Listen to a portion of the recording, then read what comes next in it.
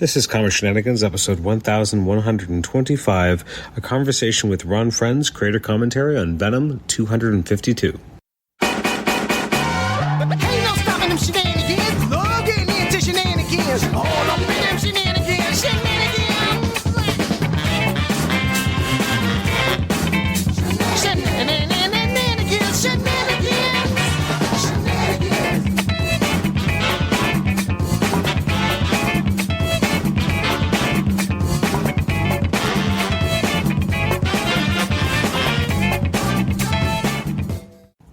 Welcome to the Comic Shenanigans podcast. I'm your host, Adam Chapman. This is episode 1125, another conversation with Ron Frenz, this time a creator commentary on Venom 252. Venom 252 just came out in December. It was I guess you could call it kind of like an anniversary issue, but more of a celebration because it's, if you add up all the different Venom issues, they've hit 252 issues, which is the same number, Amazing Spider-Man 252, where we first saw the black costume in the Amazing Spider-Man comic. So I guess Marvel was like, you know what, that's enough of a reason to do an extra-sized issue.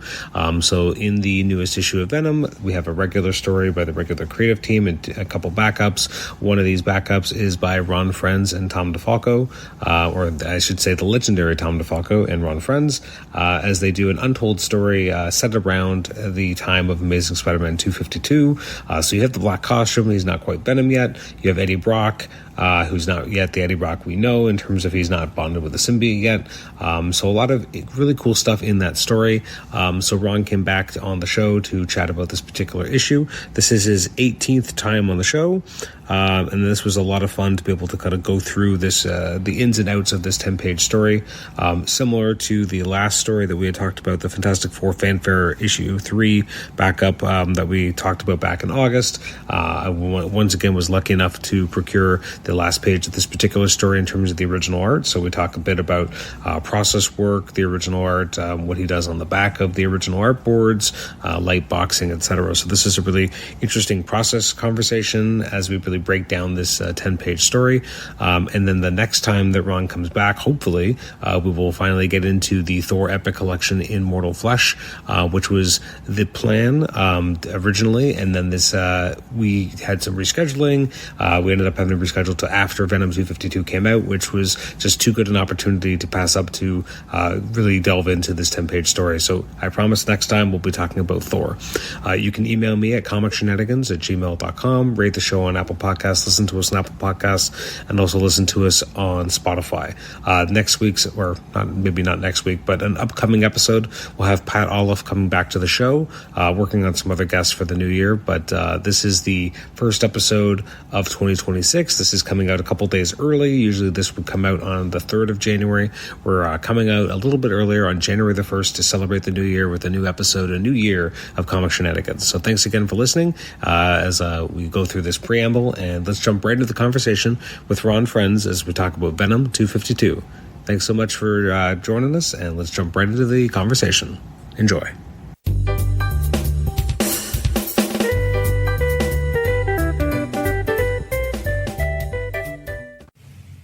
Ron, welcome back to the Comic Shenanigans podcast. How are you today? I'm doing well, Adam, and it's always a pleasure to appear with you on Comic Shenanigans. This is actually a special one because although we are recording this in the very end of 2025, this will be the first episode of the show in 2026. This is it's coming out 2 days earlier than normal. It's coming out on New Year's Day as a special surprise for the listeners. So I'm very excited to have you on this episode to talk about your most recent work on a story in Venom 252. Before I do that, though, I have to say that this is your 18th appearance, so we're getting close to 20. Okay, well, we'll have to have a party or something when that happens. Right? But to be the first of 2026, I'm blushing. I'm feeling very special right now. A bit like a princess. There we go. So be gentle. So we're talking in particular today about the 10-page story that you and Tom DeFalco, the legendary Tom DeFalco, have contributed to Venom 252. It's funny, we talked years ago when you did the Enchantress story in, I think, Thor 26 or whatever. It's just that sometimes Marvel just comes up with reasons to throw in backup stories and other ancillary material. So to this time, Amazing Spider-Man 252 was the first appearance of Spider-Man wearing the black costume in Amazing Spider-Man. So now Venom 252, we get to kind of have the legacy kind of thing. It's a weird number to do that, but I'm very happy. It means that we get to see more work from you and Tom. So at what point did they reach out to you about doing this story? Well, they reached out to DeFalco. I guess they were interested in trying to get the band back together, but they reached out to DeFalco first, and he usually contacts me and says, they're doing this, because it's even like a cumulative number. I mean, there have been all these different, it's kind of like what they did with She-Hulk. There have been all these different Venom series and such, and they do like a legacy collective number and say, oh, look, it's 250, and then it's 252. And you're right. I mean, it just, that number resonates because it was the first appearance of the black suit, and that was, I'm sure, the main reason that if they could, they wanted to involve us. And, we certainly were interested in getting Brett involved, and he agreed to it. But the question for DeFalco and I was what story to tell, because, frankly, we don't have much of a connection to Venom. We have a connection to the symbiote. It was Tom that conceived that the black suit was a symbiotic creature, but we didn't really have much of anything to say about Venom per se, or even Eddie Brock for that reason. So we decided to take a day or two and think about it, and we had actually come up with a completely different idea because, again, I'm admitting that I don't really know the ins and outs of the Venom story all that well. It was past our point on the books, so we weren't in any way involved in the development of Venom. That was all with Mick Alini and with the help of Todd McFarlane and Eric Larson and all that kind of stuff, and Mark Bagley, and so we were long gone at that point. And I really have never been a huge fan of Venom. I appreciate his impact, but never been. We used him we used Symbiote again in Spider-Girl for a while, but that was very separate continuity. So we really have had no connection with Eddie Brock. So at one point, I was doing my part in trying to come up with an idea, and I pitched one to Tom that was basically trying to make some hay about the incredible coincidence that the symbiote was in the church that Eddie came in to pray about committing suicide in and all that kind of stuff, and trying to make it a little less of a coincidence and all this. But then I did a little bit of research through the internet and found out that has been territory that has been covered to death. that symbiote was in and out of that church dozens of times before it came back to be there to meet Eddie. It was just crazy. And I said, okay, that idea's out. We're not going to chew that cud for the 27th time or anything. So another idea occurred to me, again, because we didn't really know Eddie all that well, but Tom was willing to do the research, and I was willing to do the research. And so we came up with this idea. There was a graphic novel that was done, again, building off of Tom and I announcing that Mary Jane had always known that Peter was Spider-Man. And I believe it was Jerry Conway and Alex Saviak did a graphic novel where the first night that Pete went out the window as Spider-Man to catch Uncle Ben's killer, she saw it from Anna Watson's house. So she's known from day one that Pete was Spider-Man. And that graphic novel was titled Parallel Lives. And it was all about, well, as the title suggests, the parallel development of the two characters from day one up through professing their feelings, up through their final connection, and of course at that point they were married. So it takes it all the way to that point.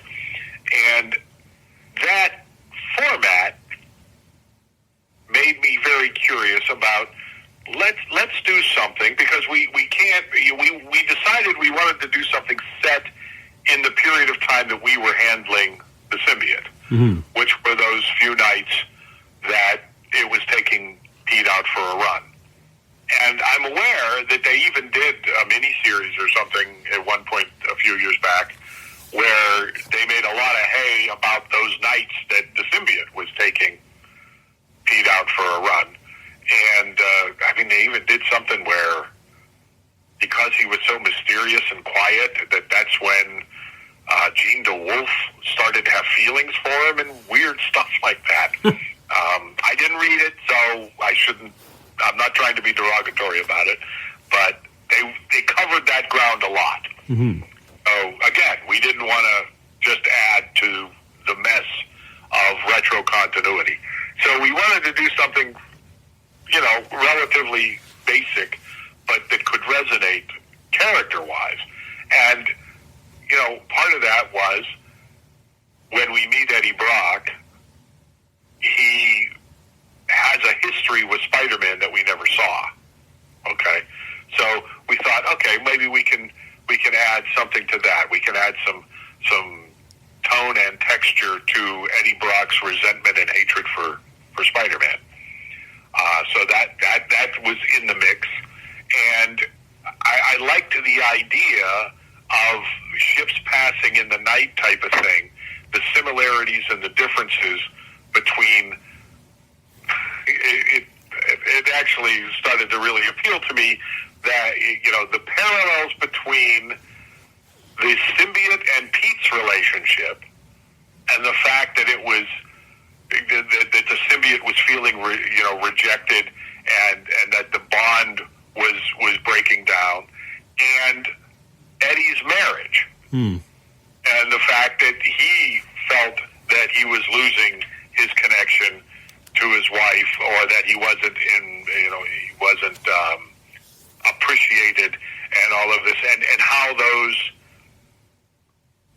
two relationships could be compared and contrasted, and how they echoed each other, and that really started to appeal to me. And Tom and I started to discuss it, and anytime we start a ball rolling, we then kind of decide along the way whether this is working for us or not. And Tom came up with the title Parallel Lives, and I went, okay, we're done. There we go. We're off and running. This is going to be cool. And it fits directly into the stories of that time.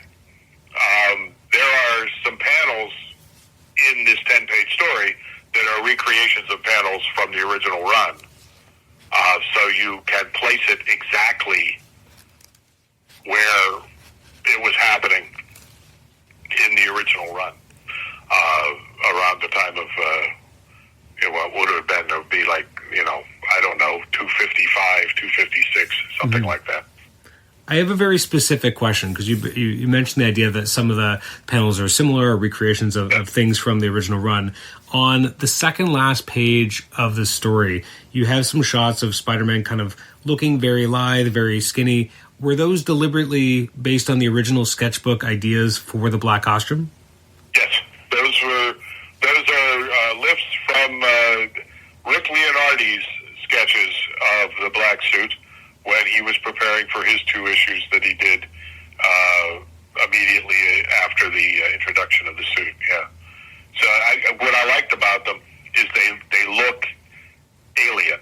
They look a little like somebody who's not used to moving a human body, especially that side shot where it almost looks like a weird gait of some kind. And I love the idea of utilizing those shots and returning to that much less reflective rim lighting on the suit and everything, and going back to the original when we were making him very much a black silhouette. But I've always been intrigued and haunted by those figures because they do look alien to me. And I thought that would be a kind of a cool way to communicate the fact that, Pete's not in there. It's not Pete in a suit. it's something alien controlling his body like a puppet. And so yes, those are lifts. And there are some. Well, I mean, there's a lot of. Anytime I get to do Spider-Man, I tend to pull shots. So the splash page, the title page, is based on a Leonardi shot from one of the two issues that he did early on. There's some Ramita swipes in there. There's a Ditko swipe in there.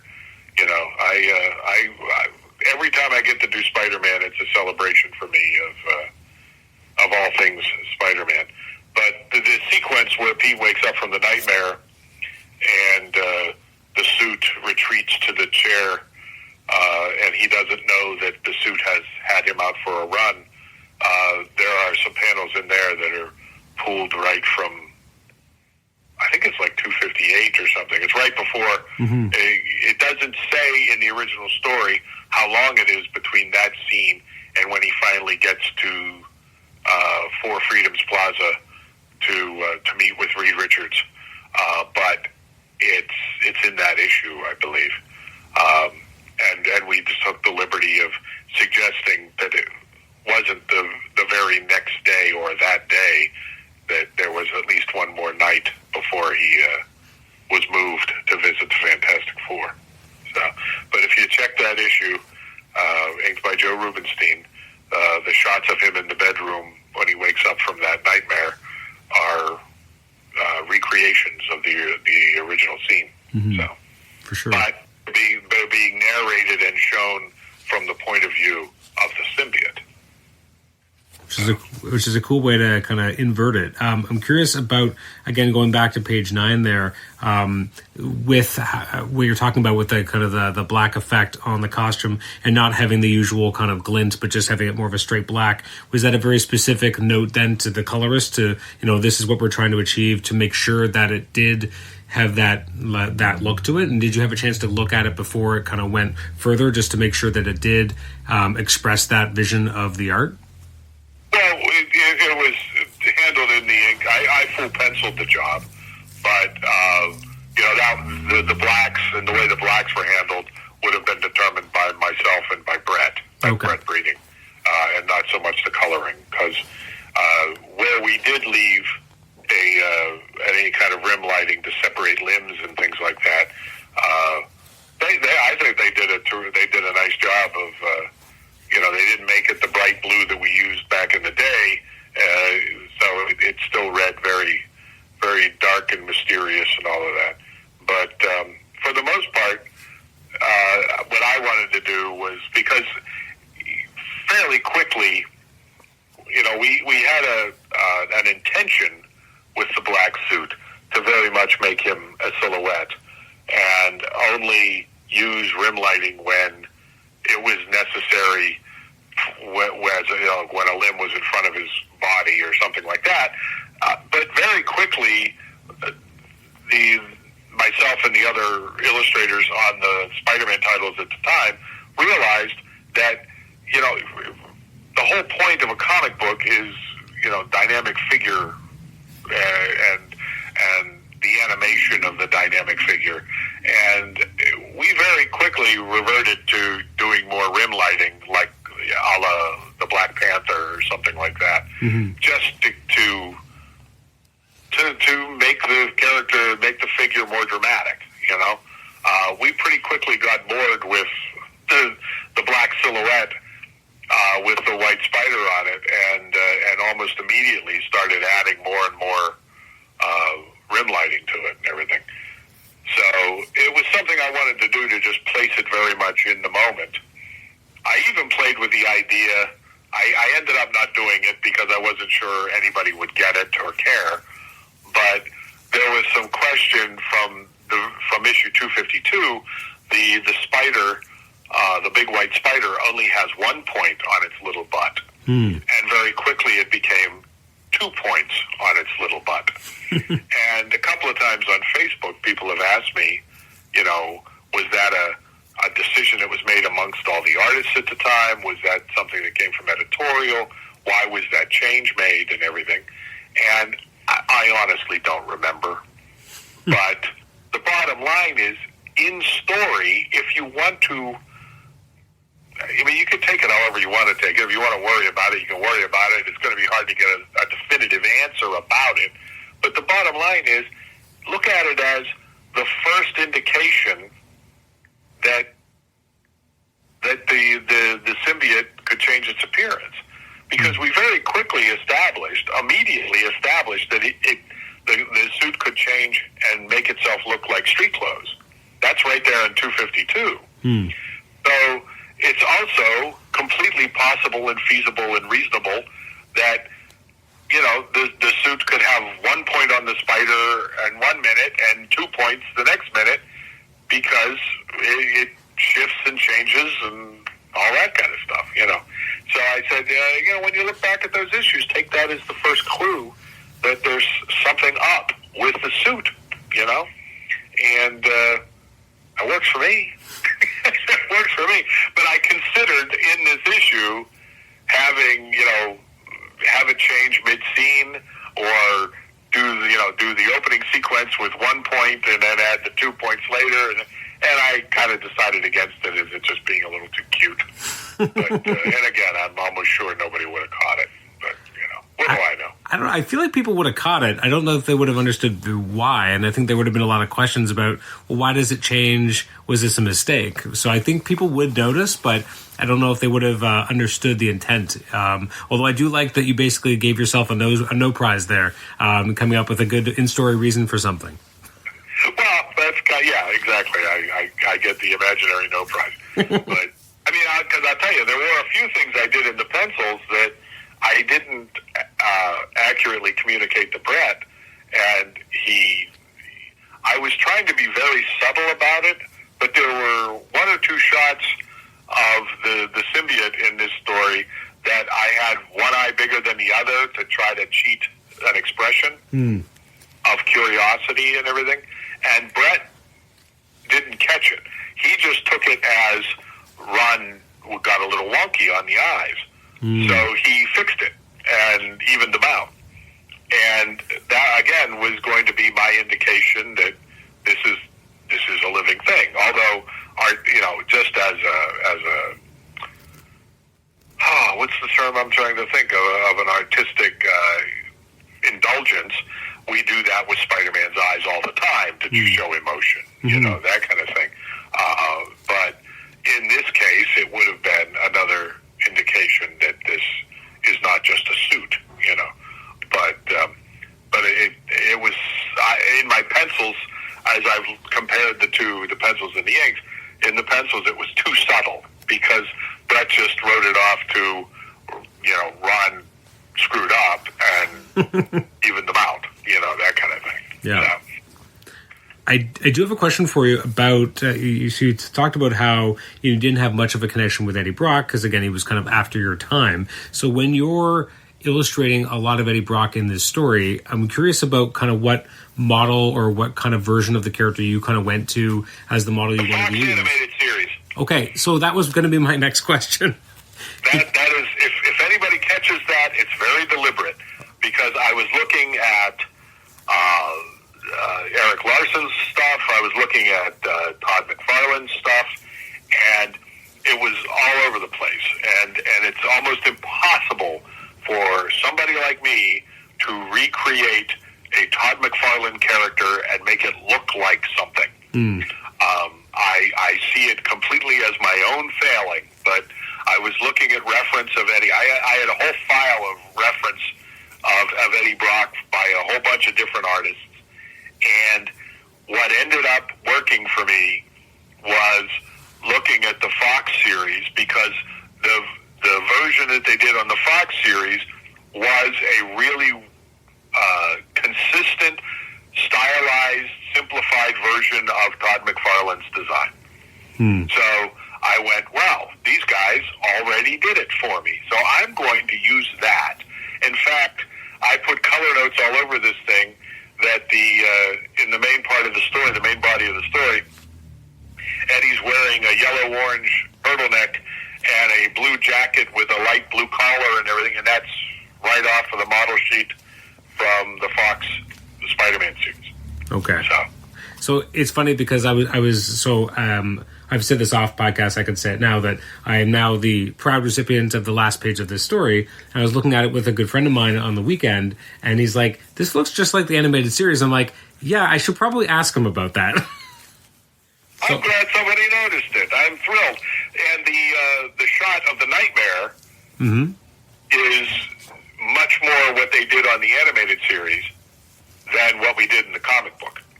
Because quite frankly, my impression was, for most people who are Venom fans, I would think, I mean, surely they discovered him in the comics and they love him from the comics and all that kind of stuff.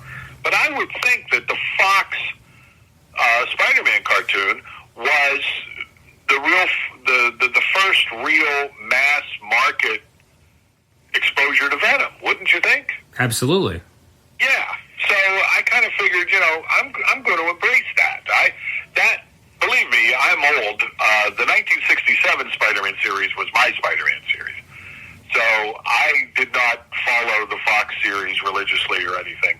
I loved the pilot with the lizard, but on that, I didn't really follow the Saturday morning adventures, but I'm very aware of it. I'm very appreciative of what they were able to accomplish, and I'm very aware of it.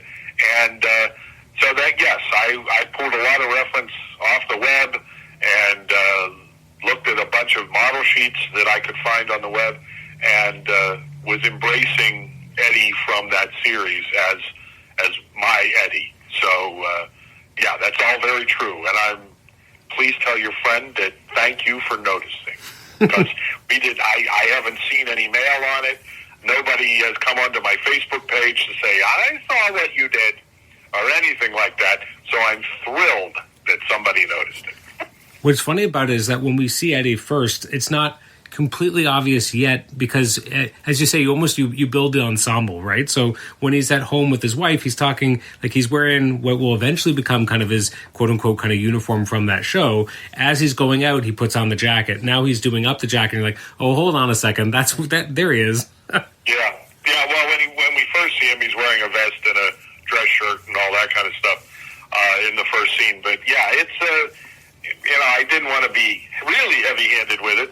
But once I put him in the jacket, I said, well, I got to put the color notes in because I want to carry the gag through anyway and see if anybody notices. And the version of Pete's Nightmare that we do in here is right off of other than Pete was in I believe he was wearing pajamas in the version on the cartoon, but that angle and the distorted city line and everything is very much based on the way they portrayed the nightmare in the animated series. So yeah, it's all very much where Ron was coming from on that. So that's an interesting question that kind of comes up from that. What was your take, or how do you feel about seeing your work adapted to other mediums? Because again, as you mentioned, like a lot of that Alien Costume 3-part arc on the Fox animated series obviously was cribbing from a lot of the visual reference that you had developed and certain ideas that you had. So how did you feel about that when that first kind of came out? And has your position or feeling on it changed over the years? No, it hasn't changed over the years. I mean, I think it's kind of cool. It's, almost exclusively, it's never the way we would have done it, that kind of thing. Mm-hmm. And it does get adapted and used in different ways and to different purposes and things. Another example was that they did a version on the Fox animated series of The Kid Who Collects Spider-Man. It was a little girl instead of Tim Harrison, and it was couched differently in the episode and everything. It wasn't given its own exclusive thing. It was a B story, I believe. But I don't think anybody has come up. There's actually a fan film of The Kid Who Collects Spider-Man that has some very wonderful moments in it, but they recontextualize some of what's going on with the characters and everything as well. And so it depends on how personal the story was. I mean, The Kid Who Collects Spider-Man is very personal for anybody that got a chance to work on it. So it's a little harder to please, the original creatives on that one. As far as, like the dream sequence on Fox and all that kind of stuff, it's all part of canon now. So, it's going to be adapted, and it's going to be handled by different creatives who think they can jazz this up and jazz that up. And frankly, for this 10-page story, our dream sequence ran for like 2 pages. And I needed something that had the visual grab of Pete's having a nightmare being torn apart by the 2 suits. So short of recreating the cover of that issue or something in a panel, which would have been difficult, if not impossible, for somebody of my talent anyway, that sequence from the animated series was, I believe, the best option to show the action in one panel immediately, that kind of thing. So I bow to their interpretation of that dream sequence because it served better in this retelling of it than our original sequence. So there you go. I have a very process-oriented question, which I am sure you've mentioned before, and I'm just forgetting it. So please beg I'm begging your indulgence for this. So as I mentioned, I'm looking at this page from the page 10 of this story, and like with a lot of your pages where I have your original pencils, on the back of the original sheet, you have some, sketched ideas of what's going to happen. Are you lightboxing yourself, or I can't remember what the sequence is or how you do that, because I know that on a number of them there'll be certain sequences or certain facial shots will be on the back of the page of the pencil. So I'm curious what goes on, or what is happening there. There are 2 reasons why I do that. One is so that usually I work off of a thumbnail. I put it into a Lucy projector, and I throw it down onto the boards loosely, okay? So one reason that I draw on the back of the boards using a light box is to be able to be a little looser and sketchier and not have it mar the front of the board, okay? So sometimes that involves drawing beyond the panel border to get the figure right, or something like that. The other reason that you might see it, especially for close-ups, is I always flip the board to make sure that I don't have the face all crooked. Because being left-handed and being a little nuts, it's very easy to, screw up the eye line and make faces a little wonky. But if you flip it, you get a sense of how crooked it is or is not. So I always flip the board and double check the eye line and the whether or not the face is symmetrical and everything, because that's a way we always check it. Some guys use mirrors. I use a light box to flip it and make sure that everything's symmetrical and works as far as the expression and all that kind of stuff. So those would be the 2 reasons that you're seeing artwork on the back, that if you put it on a light box, you'll see that it lines up with the art on the front. So it's not conceptual as much as it's mechanically checking the work or building the work or something like that. So it's part of the process, but not a really interesting part of the process. I mean, as someone who has a bunch of your original art pages, I do find it quite interesting, because there'll be some where there's a lot of it, and there's some where it's very little. So it was very interesting to see, like, in what circumstance you would find it more necessary than others. Yeah, well, like one example would be, like another example in this issue, there's a good chance that, like, on the back of the page during the fight sequences, that, when you have figures in front of other figures and everything, that on the back I might have, like, drawn the Spider-Man figure through all the foreground figures, so you make sure everything works on that figure dynamically before, without having to do a lot of erasing on the front of the board, that kind of thing. So, there are different reasons to do it, but I have had people kind of compare it to, like with the master John Buscema, that he would do these test figures on the back of his boards, or, if he had a concept for, like, Wolverine's going to run a certain way, he would have, like one or two shots of Logan running to decide which one he wanted to do, and then flip the board and use one. That's not what this is. I am not John Buscema at all, and that's not what this is. There's nothing original about these sketches. It's just, a kind of a mechanical part of the process. Obviously, a hallmark of your Spider-Man art for a lot of people is having those sequences where you have Spider-Man moving in multiple shots in the same frame, and then obviously, like, shading him differently as, it's a previous movement as he's flipping around, like in the opening splash page. When you are developing that, like, how many do you find you're going through multiple different angles to kind of get the ones that accentuate the movement quite the way you want it to? And how kind of letter perfect are you in terms of trying to kind of arc the movement so it does, look accurate to what an actual person could do? Or how much of it do you sometimes, sacrifice a little bit of that fidelity to reality to overemphasize and just show just how superhuman Spider-Man is? Well, with Spider-Man, you're always making that sacrifice to reality. And all of that is done at the thumbnail stage. So, it's much smaller. It's much easier to erase and try again. But, in your head, you're conceiving the arc of the action, and you have some sense of how you're doing it. I mean, just as an aside, as we're discussing that splash page,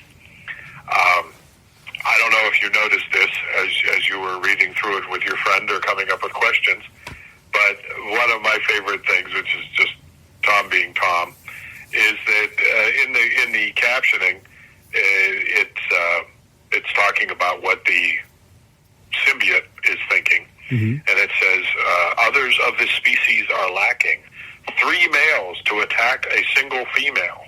Unimpressive. There are at least 5 people in that alley that he's fighting. So, because even on the splash page where it says 3 males, you see 1, 2, 3, 4. Yep.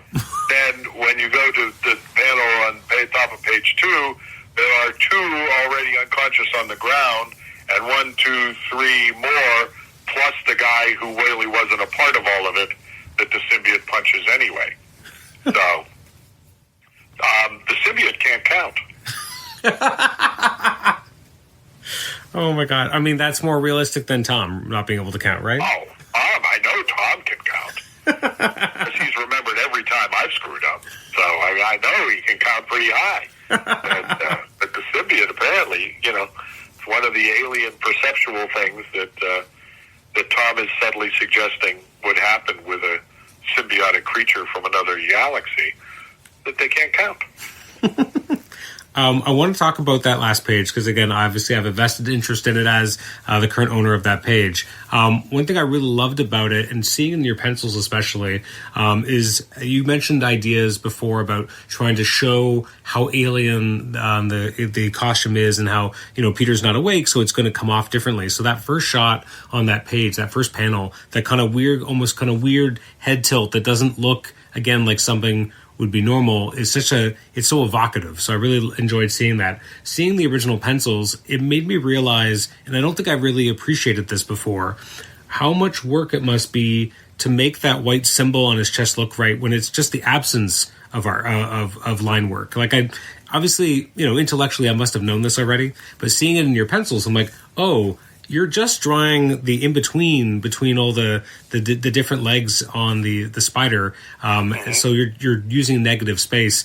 I hate to use, uncouth language. Is that just a pain in the ass, or how difficult is that to do? It reminds me of when we talked about all the different rocks on the Thing when you did your Thing story. So is it similarly, maddening at times to make it look exactly right? Maddening is overstating it slightly, but I'll tell you how big a pain it can be. A lot of artists don't do it. A lot of artists have all four legs just jammed together with one line between them instead of having them spread out. Because my idea of what makes that symbol work is that and it took me a while to get there when I was doing the original stories, but what works best for that symbol is that the arms are coming, the top two arms are going up and the bottom two are going down. Early on, we were quite often drawing all the arms pointing down and then cutting up with the triangular cut of the arm, and it always looked, it sounds ridiculous, but it always looked sad to me that the arms were going down. And I'm going, what really works is if they're splayed like spider's legs would really be. That's how that works best for me. So I'm very careful to always draw it that way. And to do it that way, you have to space it out and do the black areas between each leg. I mean, that's just the only way it works. So I don't know if I answered your question. You did, though. You did, and you gave me some more tidbits to think about in terms of how that is interpreted. It's interesting. When I look at this page, and I remember a theme that we talked about when we talked about the Thing story, where a lot of the last pages of the last few of these stories you've done with Tom, they've often had kind of a wistful ending, and this is probably the most active ending that any of them have had, because you have someone actively being like, I'm going to make this guy pay, and it's more anger. So it's an interesting dichotomy compared to the rest of these other recent stories you've done, because this one feels more emotionally charged at the end in an angry way. And I like how you are able to, kind of do that in your art in terms of even how the shadows are on Eddie Brock and the second last panel. I was curious seeing it in the printed version. I was excited to see your version because I was wondering how much of that was Brett kind of doing the blacks and how much of that was actually reflected in your original art in terms of the shadow work. So it was really interesting to see that a lot of that was in the original pencil work. Yeah, I mean, I full penciled this partly because we weren't sure whether Brett was going to ink it blue line or not. And if he did ink it blue line, we wanted the pencils to look complete for any potential collector who would be interested in buying it.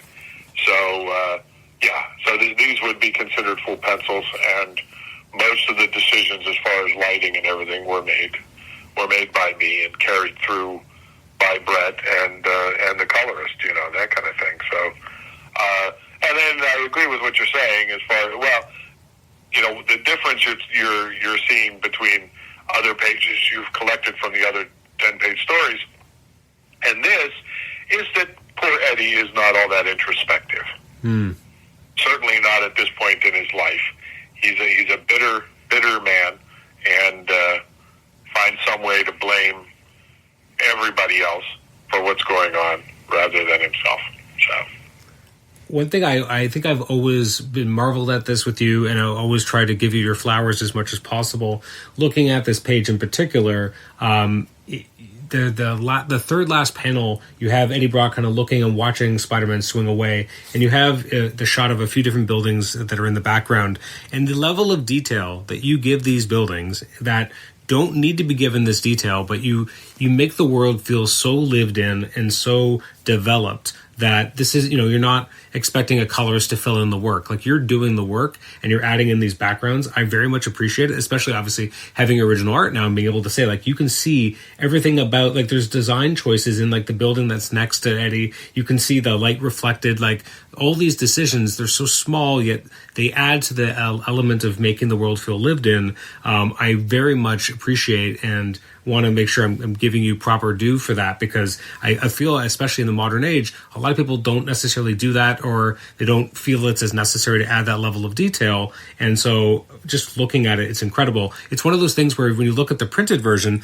it's almost sad because once you put the colors on it, you lose some of that detail. But being able to see both your original pencils. Noticing that as I'm looking, I've called up my pencils, and I'm looking at the printed one, and all of that interior detail on the building is lost to the coloring it like the lights are out, and all of the framing it was supposed to do to the Eddie Brock figure is kind of lost there in favor of it just being the dark of night, that kind of thing. So yeah, you're right. That was some wasted effort. Is what that was. But again, even with the colors somewhat muting the effect, again, it still makes it feel like this lived-in world. And so, especially when you have a character like Spider-Man and you have backgrounds, you're always adding so much detail to that. And so I want to say thank you, because it adds a lot to the work. It makes it more visually interesting. It makes the world feel lived in. It makes the world feel richer. So I very much appreciate it, even if we don't always get to appreciate the full effect in the actual printed version. But knowing that you put in that effort really means a lot as a reader. Well, I appreciate that. Thank you. It's always nice to be appreciated. I would disagree with the characterization that it's not necessary, because I try not to do anything that's not necessary. So it's my call what is necessary in any given situation like that.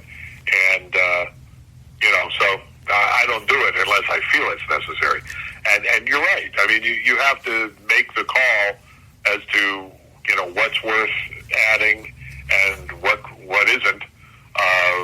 For a background, because Sal Buscema, he made different choices. He kept his backgrounds very impressionistic, and I thought it worked incredibly well. I'm not sure I would be able to pull that off, but it worked really, really well.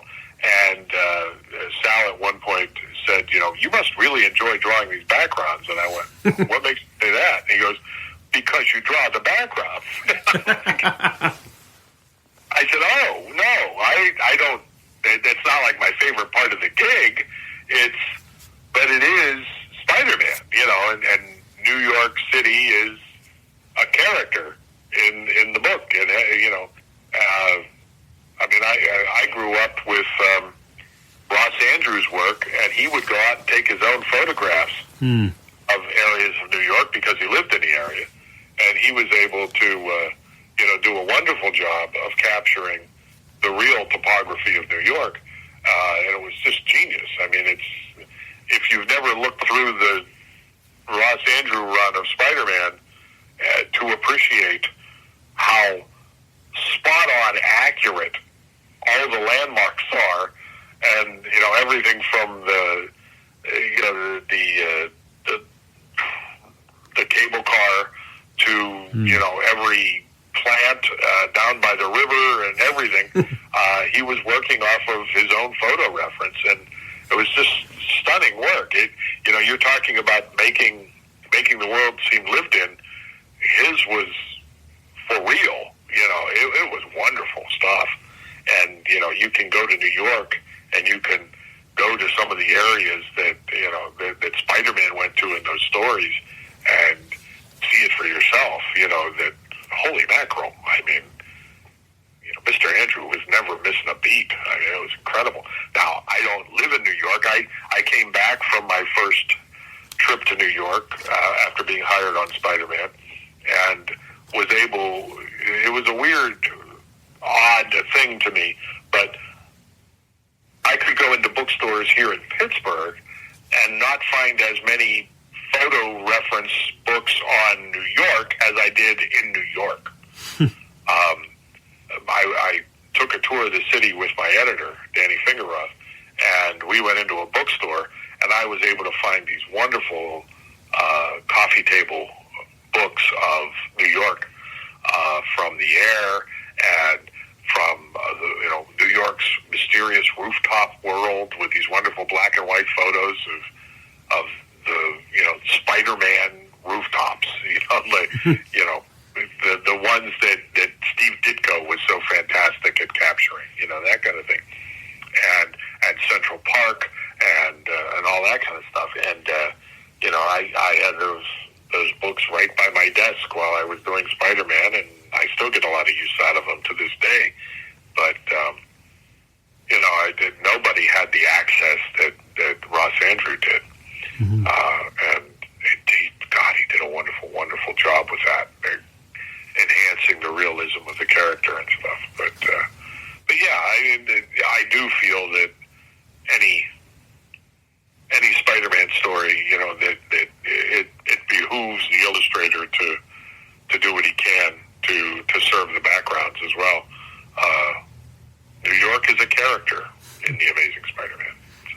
So I'm curious about certain choices then, because there's a sequence in this story where, as you mentioned, like you have, I think, I can't remember the exact page now, but it's 5 or 6 pages in, where you have Spider-Man, well, again, the alien costume piloting Peter's body, really, jumping around and taking out a bunch of thugs. And now in this particular shot, there is no background. It's more of a kind of almost like a burst effect, so you can see the action that's going on. So how much communication is there with the colorist at that point, or how much, like, what does the actual pencil work look like in the background off the rooftop in that particular instance, given that it's going to have more of this kind of burst effect, which accentuates the idea that there's a lot of flurry of action?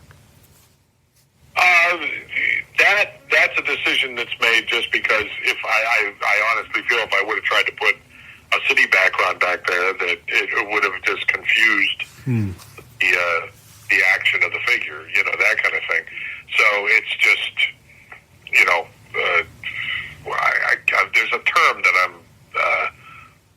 it's an artistic whim, basically, to drop backgrounds if you feel they're going to, that a background would just confuse the eye or, be too much information for the reader to take in for the purposes of that particular panel.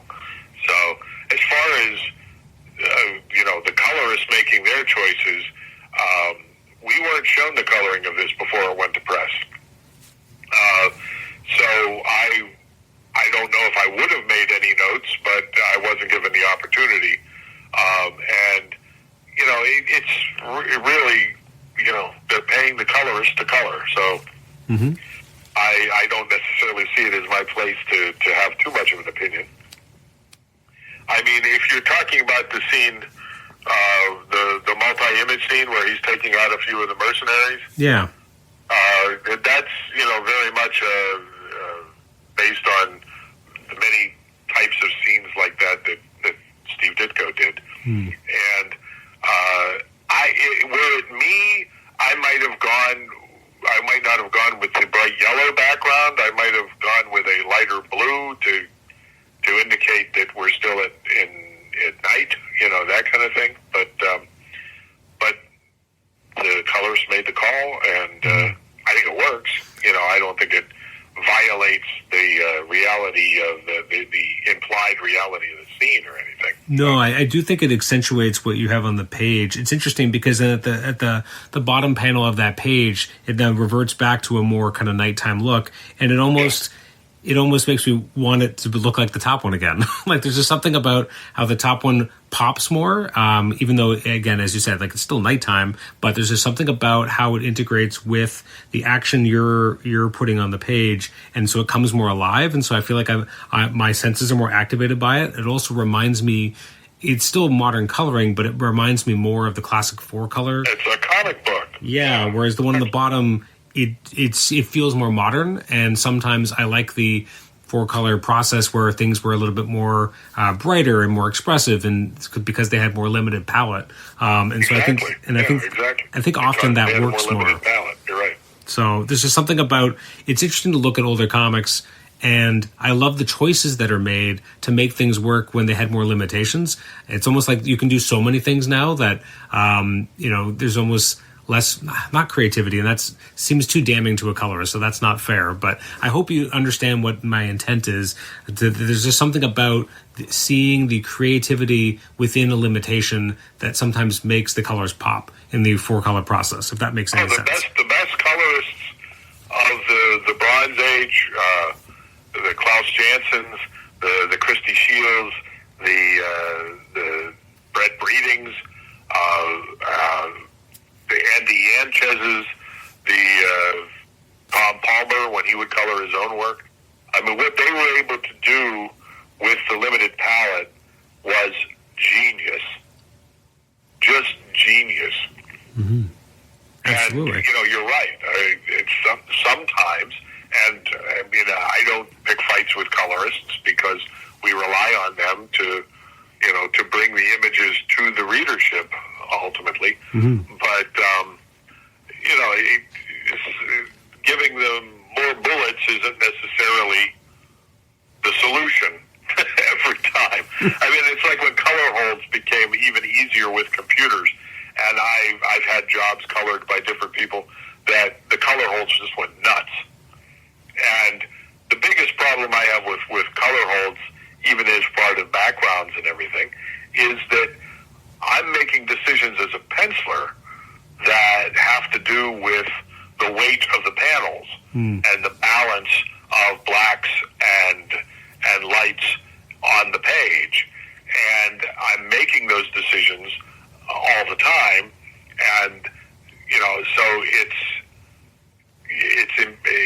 often imperative to me and my perception that the inker carry it through and that the colorist carry it through. And quite often, when you hold something in color that wasn't meant to be held in color, it throws off the balance of the page. It throws off the balance of the panel, and it throws off the balance of the page. And that can be incredibly frustrating. But again, they do have so many more tools available to them, and one can't make too big a deal of them making use of them, that kind of thing. Well, Ron, I'm going to let you go back to your evening, but this has been nothing but illuminating, as always. It's so much fun, first of all, to get more work from you and Tom, but then to be able to sit down with you after it comes out and break it down kind of page by page and talk about the beats has been nothing but a thrill. So thank you so much for coming back. It's always a pleasure, Adam. As I've said before, I enjoy your questions. I enjoy the attention that you give the work and your continued support. So it will always be a distinct pleasure.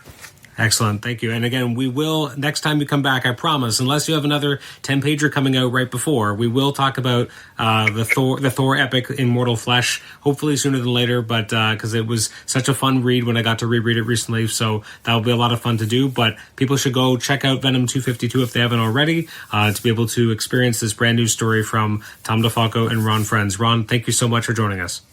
Thank you, Adam. You have a great evening.